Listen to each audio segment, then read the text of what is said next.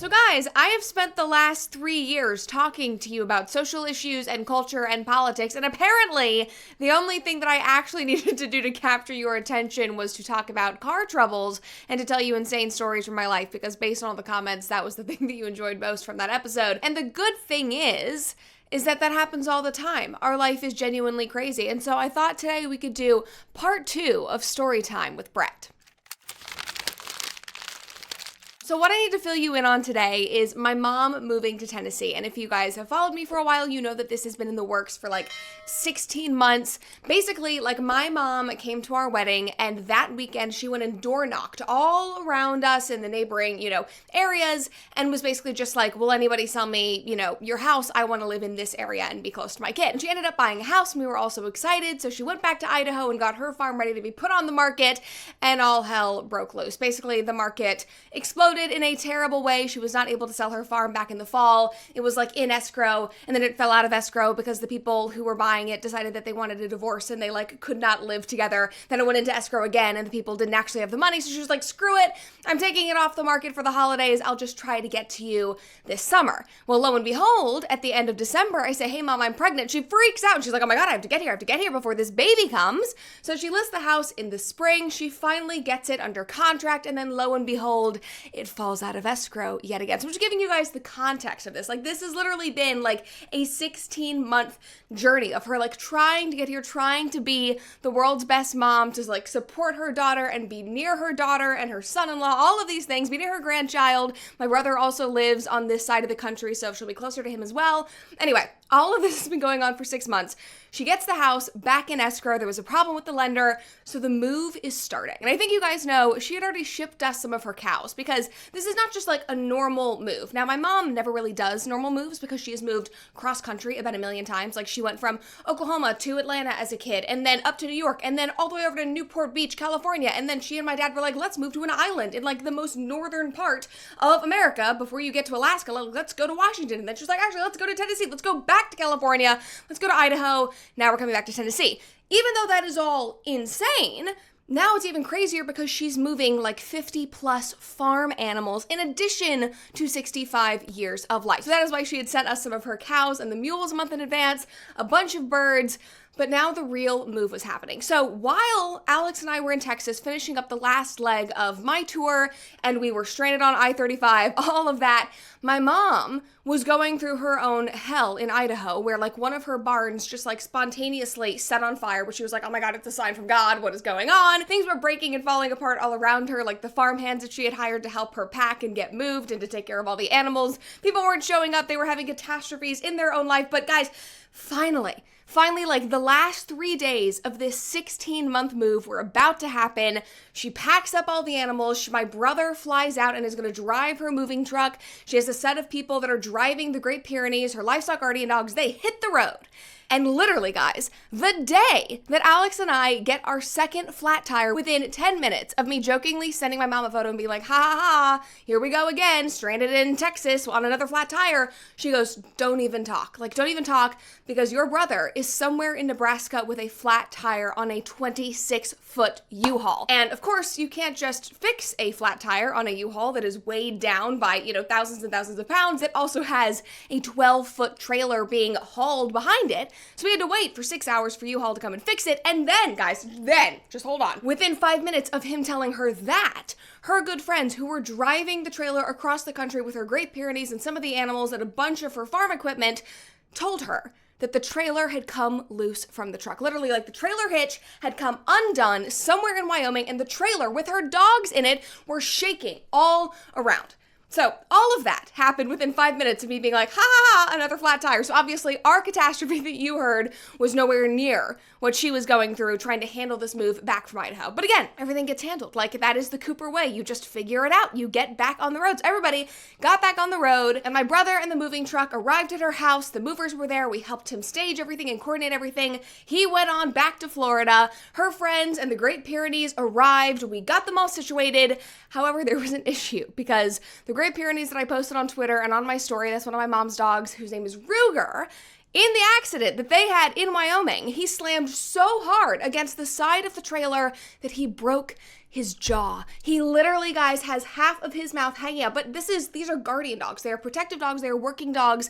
This is, like, in my opinion, the toughest breed in the entire world. You would have not known that anything was wrong. He was so happy, so excited to see us, so excited to be here, drinking water, jumping around, and you were just like, oh, something is a little bit off here because half of his teeth are horizontal when they should be vertical. So obviously then I cram this 130-pound dog into the back of the Tesla. I'm hauling him over to a vet. Now he has to have surgery, but we're coordinating all of this because while all of this is happening, my mom is driving her tiny little like hybrid crossover car with a trailer attached to it across the country, and she is not stopping. I don't think she got a hotel the entire time that she was driving. She was like, I am getting here. My things are here. My cows are here. My sheep are here. That's the other thing we're having to coordinate. Like, the dogs are arriving, the sheep are arriving. That is all happening last night. And so she texts me and she says, I think that I'll be in around 3 a.m. And I'm like, great. And I get a call from her livestock transport person who says, hey, I think that I'll be there around 11 o'clock. So my job now, and Alex's job, is to greet the livestock transport person. We're managing the dogs, the things are in her house, everything's fine. All we have to do is just get her birds off the trailer, get her sheep in with the Great Pyrenees. We'll go to bed. She's going to let herself into our house and then just have a good night's sleep. But it doesn't work that way because there are storms all across the country. So the livestock transport lady gets stuck in St. Louis or somewhere in Illinois. I have no idea. And she does not get here until 4 a.m. And I literally feel like I just got a taste of what it's going to be like to have a newborn because every single hour of last night, we had an alarm set. And I was like, where are you? Are you here? Okay, you're an hour and a half away. Okay, you had to stop for 3 hours because of this storm. Right, you're on the road again. Now you're not on the road again. 4 a.m. She finally gets here. But of course, it's fine. It's fine. It's the last day. Everything's okay. However, the cage that the turkeys were coming in, because my mom raises turkeys, was broken. So there were just turkeys loose all throughout this trailer, running around with the sheep. We collect all of them. We get them in with our birds. We're just like, we'll just keep them there. The geese also get out. So now we have her like beautiful Sebastopol. That's what they're called. These like boutique, beautiful geese. They're running around our driveway, but we collect them. It's fine. They then back the trailer up to the pasture where the sheep are supposed to go. Only two make it into the pasture. Everybody else somehow slips out. So Alex is now like chasing sheep, tackling sheep. We get everybody in except one sheep. And this one sheep we have had since I even lived in Idaho. And her name is Thelma. There used to be a Louise. Louise is no more, but Thelma remains. And Thelma did not want to go into the pasture. And so now, guys, it is 4:50 a.m. And Alex is out there sweating like a pig. He has been unloading things out of the back of this truck, chasing sheep, tackling them, and we have one left. And if you know livestock at all, you probably know that boy sheep are called rams because they will ram into you.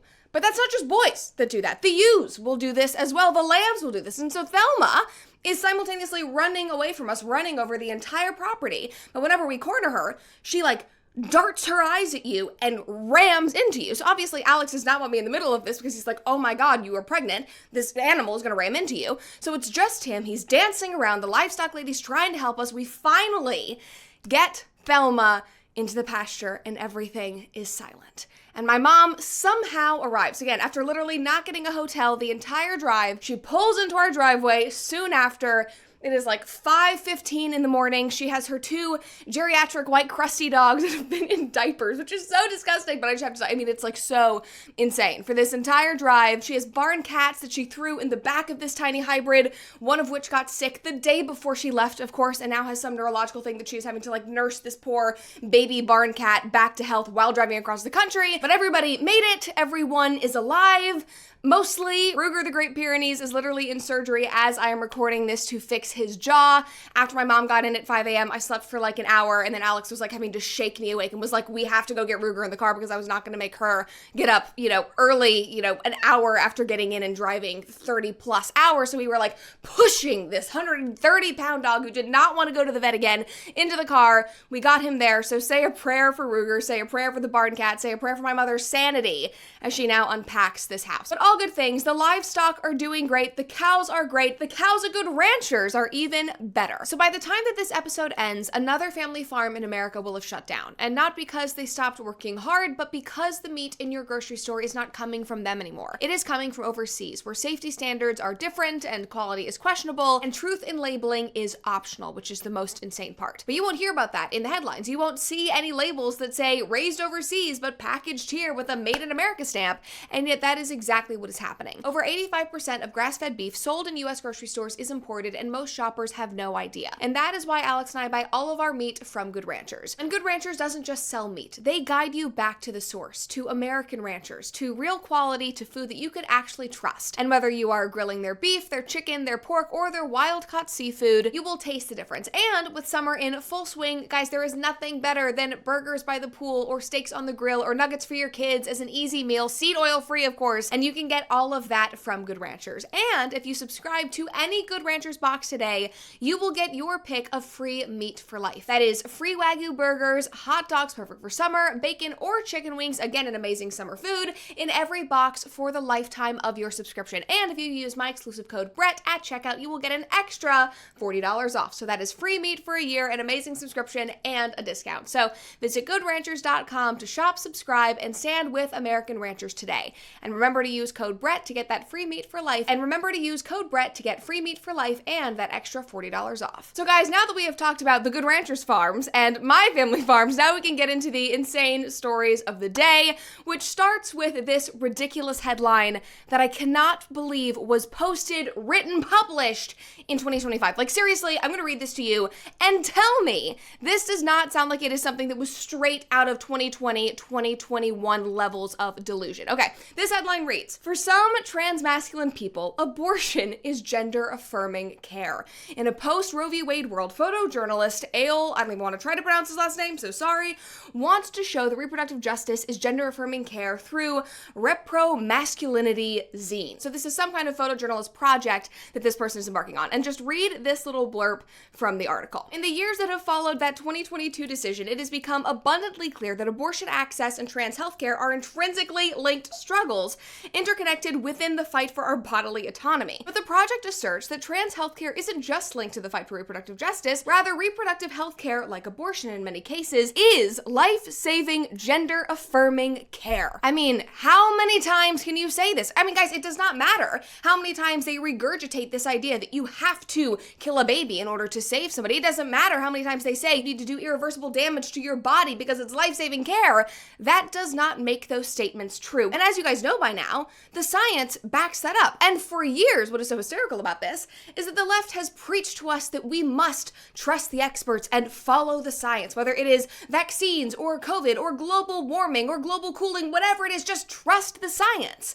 But there is this one issue that they completely turn a blind eye to and they refuse to trust the science, and that is on gender-affirming care, especially for minors. And in this case, they completely negate the science, and instead they just offer these incredibly inflammatory, emotional arguments saying, if you do not allow children to transition, they will kill themselves. They will die. That is literally what they have been saying for years at this point. I mean, here's a Vice article from 2017.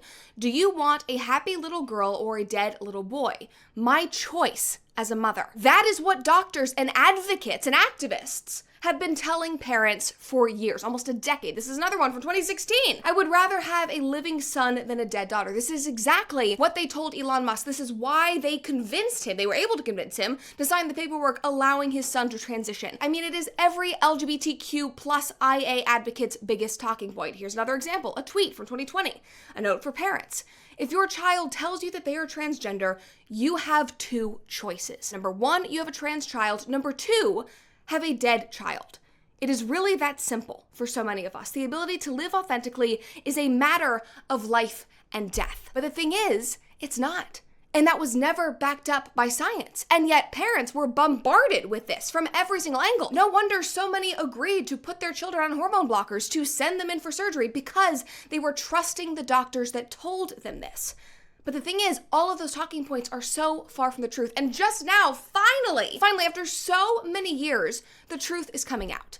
And you guys saw this in the recent studies that we talked about in my episode with Chloe Cole about detransitioners, but now even the media is having to take note. Look at this recent article from Helen Lewis in The Atlantic, "The Liberal Misinformation Bubble Around Youth Gender Medicine." The subtitle reads, "How the Left Ended Up Disbelieving the Science." I mean, the headlines write themselves. It is so perfect. Again, you've been screeching at us for over a decade about following the science, about not doing our own research because that makes us crazy and conspiracy theorists. And finally you are realizing what we have been saying all along, which honestly, I really didn't need scientific backing to understand. I don't think any of us with common sense and a psychological understanding of what it means to be a young person and to be insecure and confused and pressured by societal and cultural trends, I don't think any of us needed the science to say, hey, maybe we shouldn't do irreversible damage and castrate young people because of something they say one day when they're 12 years old. One day they want to be a marine biologist, one day they want to be a little boy. Let them grow. Let them work through it. Let them be awkward and uncomfortable because that is part of puberty. I did not need science to tell me that. But you know what? A lot of people did. And the good thing is they are finally waking up. So now I'm going to bullet point for you what Helen said in this article. And basically, she said that this widespread claim that puberty blockers and hormones save trans youth from suicide is unsupported, which again, we have known now thanks to the studies that are being done around the world. ACLU lawyers Chase Tarangino admitted from the ACLU that there is no evidence that these treatments reduce completed suicides. However, even though these facts are out there and the studies are being done, some leading figures and organizations are discouraging scrutiny and saying, do not believe these studies. For example, this is one thing that Helen said in the article. Marcy Bowers of WPATH likened questioning gender medicine to Holocaust denial.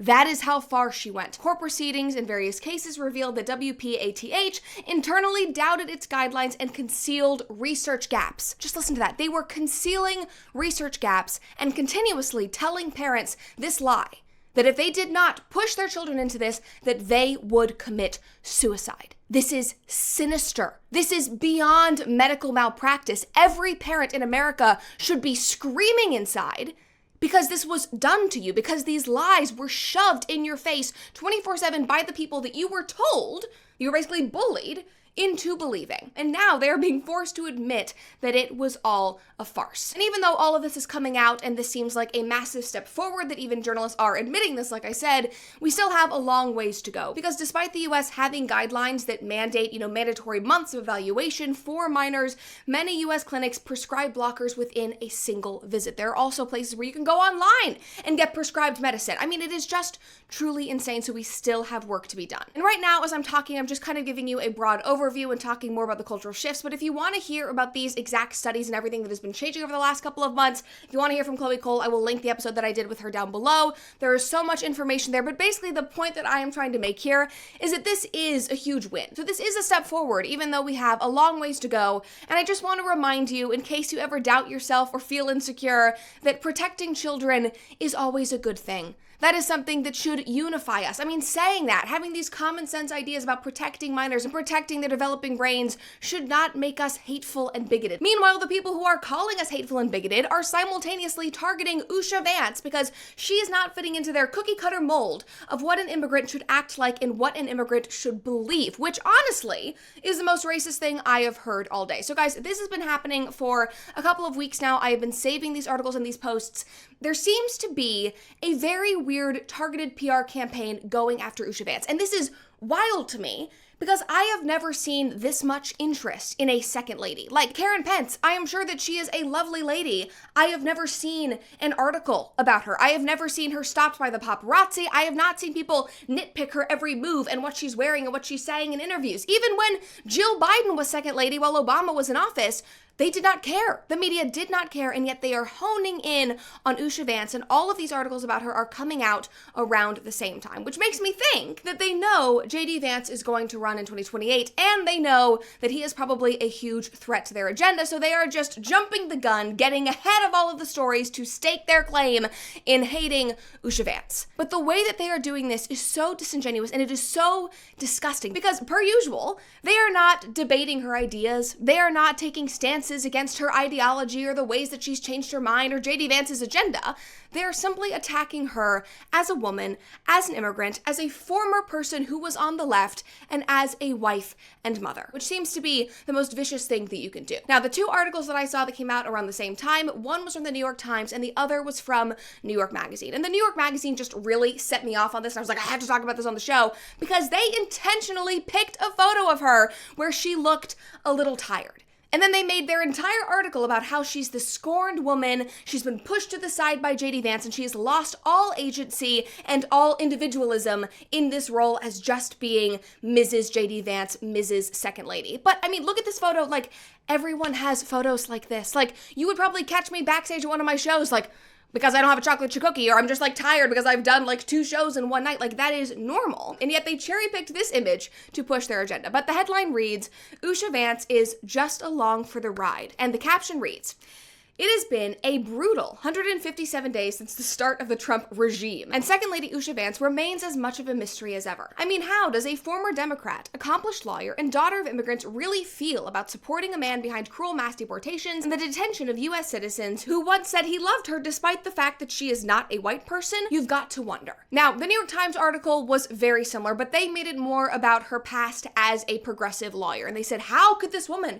who had this incredible career as a Democrat attorney, who fought for all of these civil rights and social issues, how could she have changed her mind? How could this have happened? It must be evil JD Vance. She must be basically held captive by this regime, by this administration. And this is so ironic and so hypocritical because, of course, these are the feminists. This is the party of feminism, where women are supposed to have agency. We are supposed to be able to have whatever job we want, marry who we want, do what we want, get educated, change our minds. But if you are a woman on the left, if you are an immigrant, if you are not a white woman, and you step out of line outside of their little agenda, you are suddenly villainized and you have no autonomy. It can't be you changing your mind or being educated. No, it must be the evil white men and the patriarchy who are doing this to you. And guys, both of these articles and the captions that were attached to them, both of them were awful in and of themselves, but the comments were what really shook me, because the women who were responding to these articles were so incredibly angry. Again, just feeding into this whole idea that this woman has no autonomy because she happens to disagree with them. Just read some of these. Imagine being a fascist and saying that you are just along for the ride. Well, imagine not actually knowing what a fascist really is. Maybe you should take a Peterson Academy course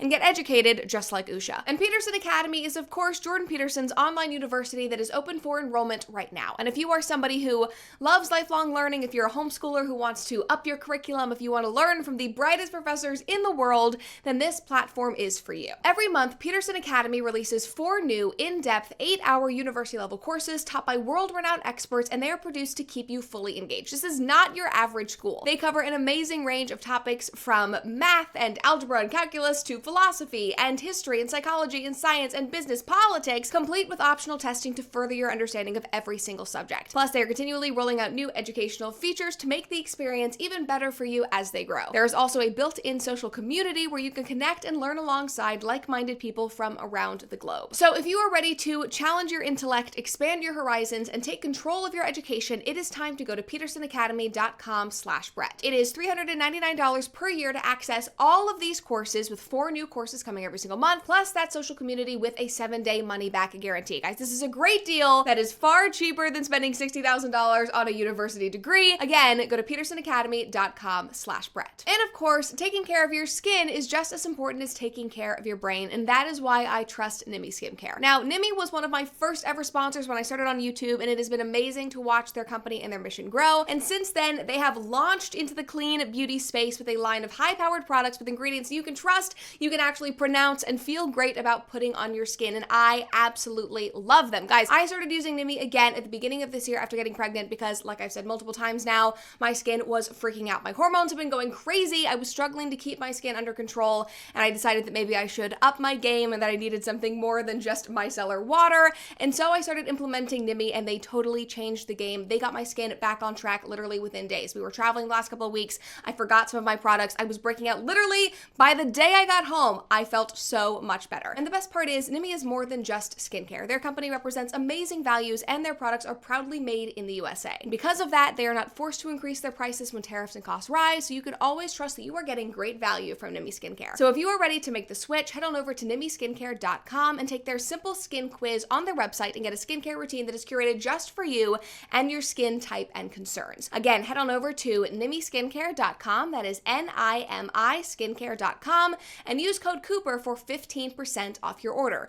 Your skin and your wallet will thank you, I promise you. I mean, I genuinely cannot understand how they don't see that it is so degrading to assert that a woman like Usha Vance can't think for herself, that she is under the control of JD Vance. And they did the same thing to Melania. I feel like Melania was able to withstand everything. Trump is kind of like untouchable at this point, so they've had to like move on to her.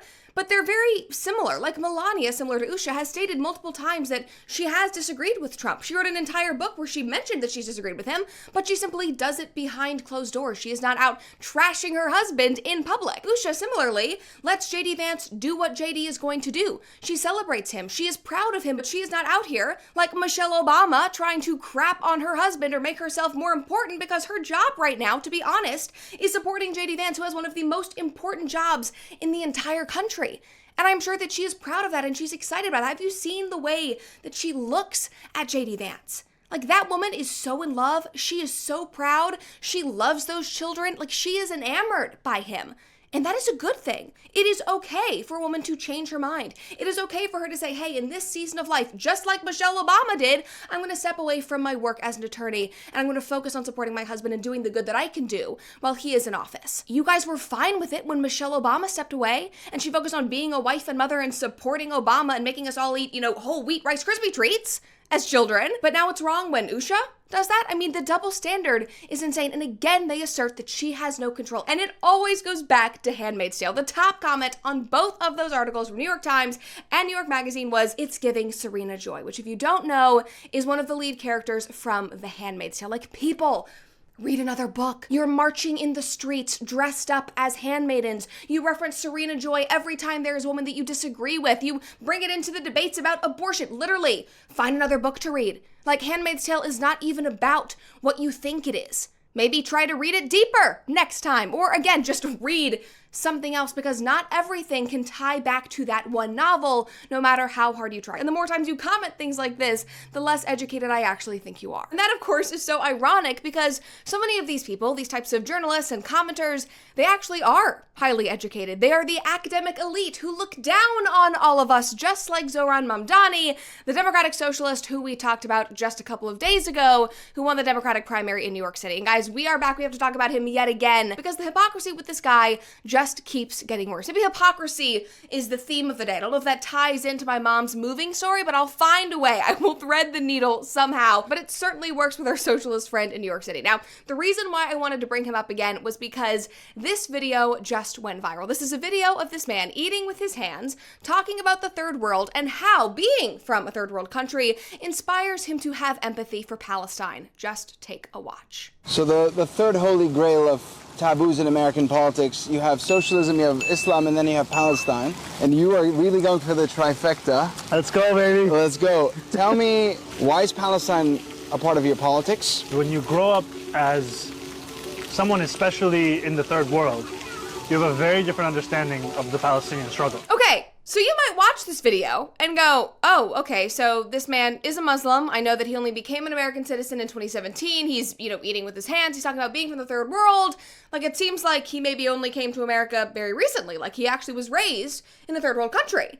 But guys, that is not really what happened. Zohran Mamdani is actually an incredibly privileged individual who is the embodiment of the American dream. And this whole eating with his hands, talking about the third world, that is a farce. That is a cosplay that he is using to play with people's emotions. And also, he doesn't even eat that way normally, I don't think, because here's a photo of him sitting on the subway eating a burrito, a handheld food vessel with a knife and fork. Like, that, my friends, is the whitest thing that I have ever seen. You cannot convince me that this individual is from a third world country when he is eating a burrito with a knife and fork, and also that you are eating it on the subway, which is just a conversation in and of itself. I don't think anybody should ever try to eat food on the subway. But here's the thing, guys. This man, who is going around saying that he is from the third world, from a third world country, he moved here from Uganda, he moved here. He moved to New York City when he was 7 years old. And what nobody on the left seems to want to acknowledge is that while, yes, I think he was born in Uganda, after that, he lived for 3 years in Cape Town, South Africa, where he attended a private school that costs $55,000 per year. And then when he's 7 years old, he does end up moving to New York City so that his father can be a professor at Columbia University. He's still in elementary school, and he ends up going to a school called the Bank Street School for Children, which costs up to $66,000 a year. But in every article about this man, they don't talk about either of those things. He's from Uganda. He immigrated here from a third world country. He went to a science magnet school in the Bronx, wherever it was. Yes, he did do that in high school, but leading up to that, he went to multiple elite private schools, and yet he is playing this game pretending that he is working class, that he is not a objectively privileged individual. And we've talked about his education. We've talked about the fact that his father is a Columbia professor, I think still to this day.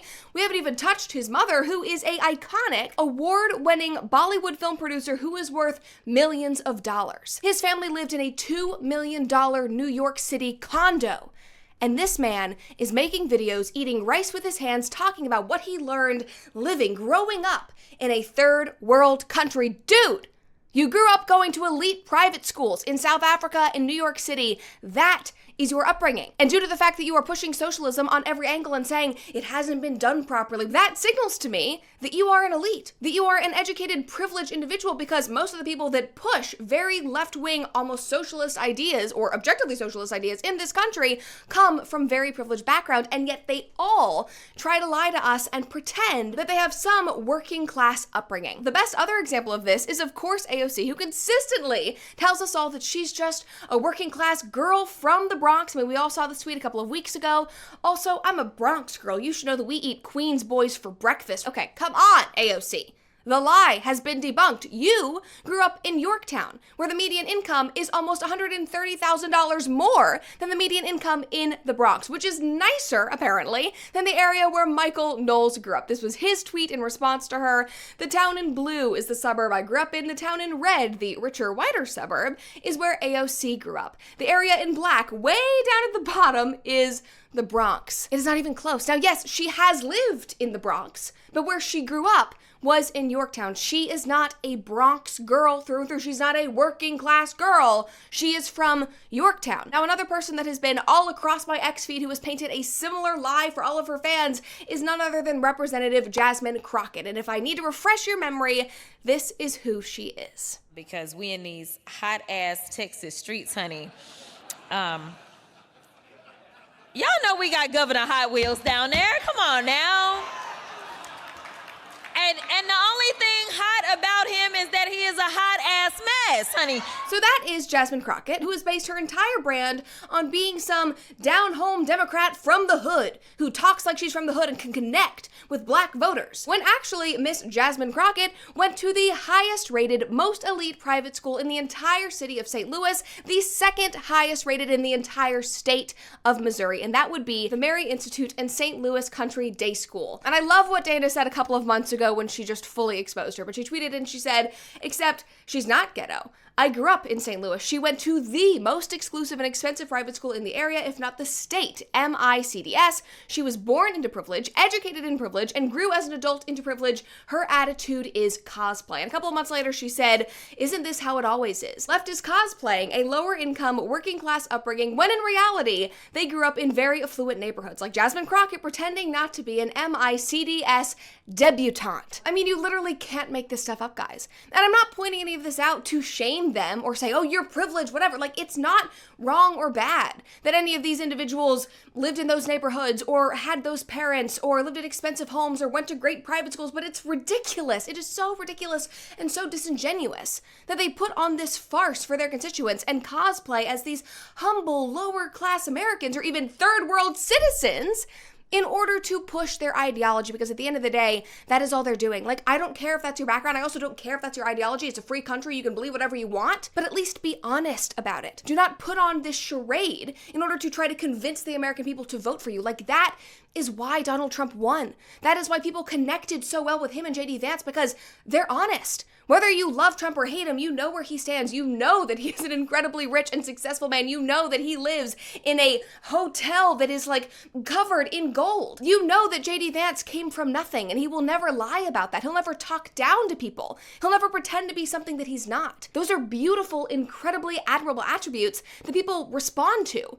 Like, everyone is going to see through these charades that these Democrats are playing. Like, believing in socialism, believing that it just hasn't been tried properly, I'm sorry, but that is a very privileged point of view, and you will never convince me otherwise, and these are privileged individuals. I'm using like the leftist buzzword of all time, but these are privileged individuals who are trying to pretend that they're not. Now, I hope that all of you have a wonderful 4th of July. I hope you have an incredible time celebrating this amazing country that gave all of these individuals, whether you love them or hate them, the opportunity to be where they are. And that, my friends, is the American dream, and that is always worth celebrating. Okay, everyone, I am giving you an update on Ruger. I just picked him up from surgery. His jaw is not completely broken, so that was good news. Look how nasty he is. This is what a real working dog looks like. Hi, buddy. His jaw is not fully broken, but he now lacks front teeth, and everything else will heal on its own. But anyway, he's doing well, and he gets to live inside for the next couple of weeks, so I'm sure he's very happy about that.